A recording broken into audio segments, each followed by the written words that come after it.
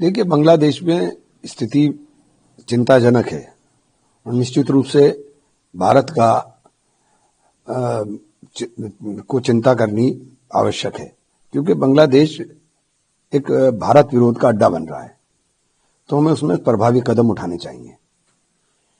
बांग्लादेश के साथ हम लोगों का चारों तरफ से घिरा हुआ बांग्लादेश है। बांग्लादेश को हमें इस बात के लिए वो रहना चाहिए कि बांग्लादेश भारत विरोध का अड्डा ना बन सके। एक और हिंदू व्यक्ति है जिसकी हत्या कर दी गई। देखिए, बहुत ही चिंताजनक स्थिति है। मैंने बार बार कहा कि बांग्लादेश के अंदर जिस तरह से धर्म के नाम के ऊपर चिन्हित कर करके लोगों के साथ उत्पीड़न हो रहा है, वो बहुत खराब है।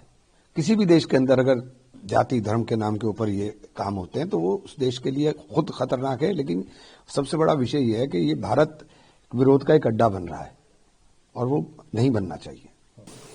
उधर दूसरी तरफ जो लखनऊ के अंदर एक मीटिंग हुई है, ब्राह्मण नेता थे, ब्राह्मण विधायक थे भाजपा के, उन्होंने मीटिंग की। उसके उपरांत जो है जो पंकज चौधरी हैं, तो पहले दूसरों ने भी की थी, अब उन्होंने कर ली।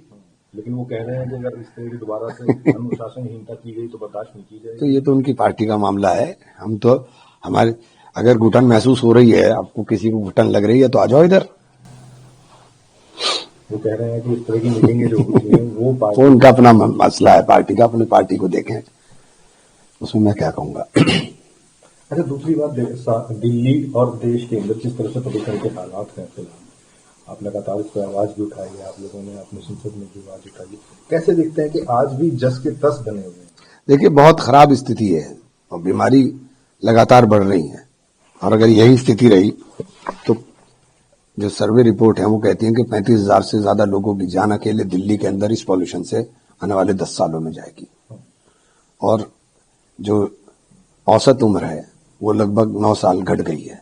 तो ये बहुत ही चिंताजनक विषय है, उसके ऊपर गंभीरता के साथ काम होना चाहिए, ना कि लफाजी केवल की जाए।